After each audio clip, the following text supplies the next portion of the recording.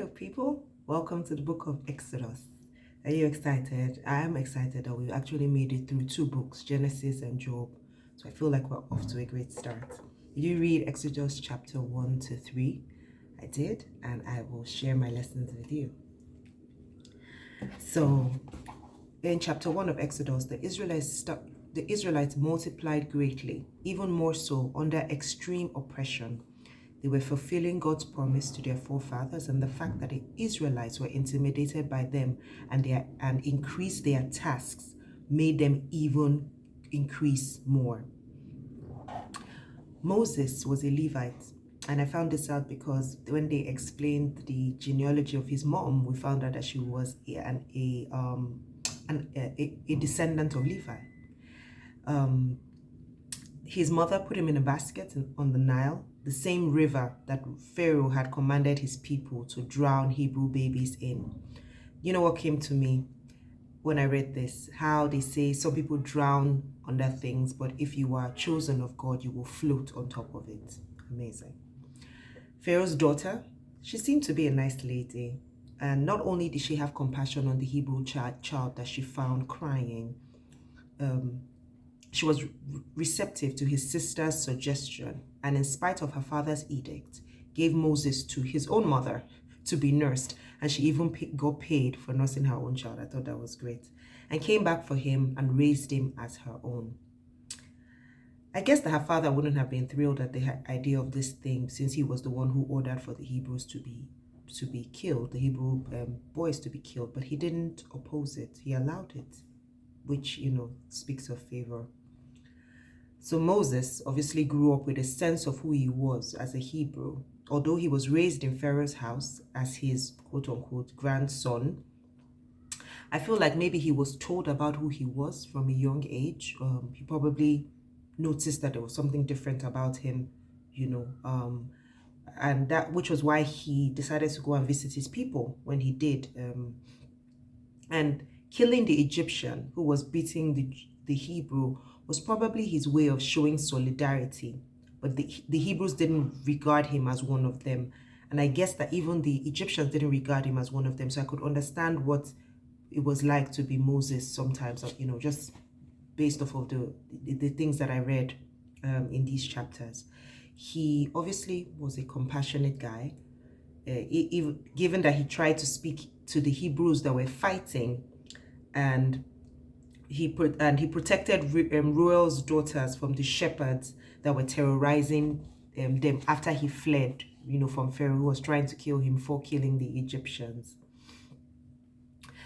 Then going back to the plight of the Egyptians, when the Israelites, when they cried out to God for help, he heard them and took action. Now, did they groan? I wondered, this was something that came up to me. Did they groan only all those years and not just realize that they needed to ask God for help? I don't think so. I feel like they had been groaning from the beginning. And I believe also that God was hearing, but then he was also waiting for the set time.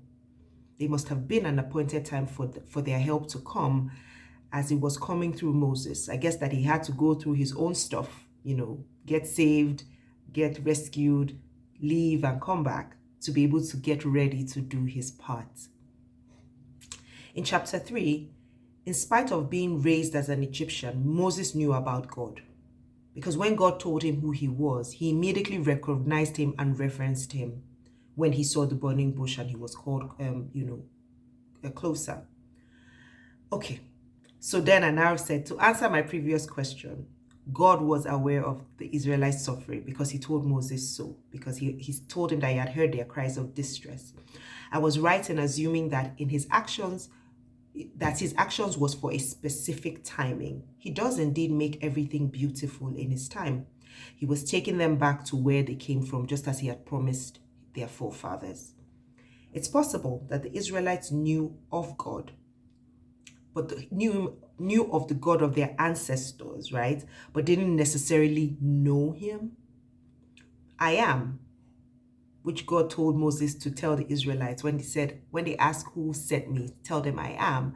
So I feel like I am was probably lost on them. And so God allowed him and told Moses to tell them Yahweh. So I know that Yahweh would have probably meant, yes, that's the God of our forefathers. That would mostly have likely sounded familiar to them. God's eternal name to remember for all generations. The God is the God of Abraham, Isaac, and Jacob. And I'm sure that that name resonated with these Israelites. Remember, they had been slaves for over 400 years in the land of Egypt. And so that whole era that we read about in Genesis, up until now, was probably just familiar to them by stories, God promised the Israelites not only their freedom, but also favor from the Egyptians, which would include giving them all their wealth, silver, gold, and fine clothing, which they were to put on their children. I think that putting these things on their children was symbolic of the fact that this generation, which was the generation of the children, will be a flourishing and wealthy one, unlike their ancestors who were slaves and lacked the wealth. And I also believe that it is restitution for all the years of slavery, but we'll come to learn more of that as we go forward. What was your hashtag getting to know God moment? Mine was this: no enemy can stop God's blessing for us, even in the midst of pain and suffering. The Israelites multiplied as God had promised them. Even though they were under suffering, it didn't stop them. Nothing that man decrees can stop what God has ordained concerning your life.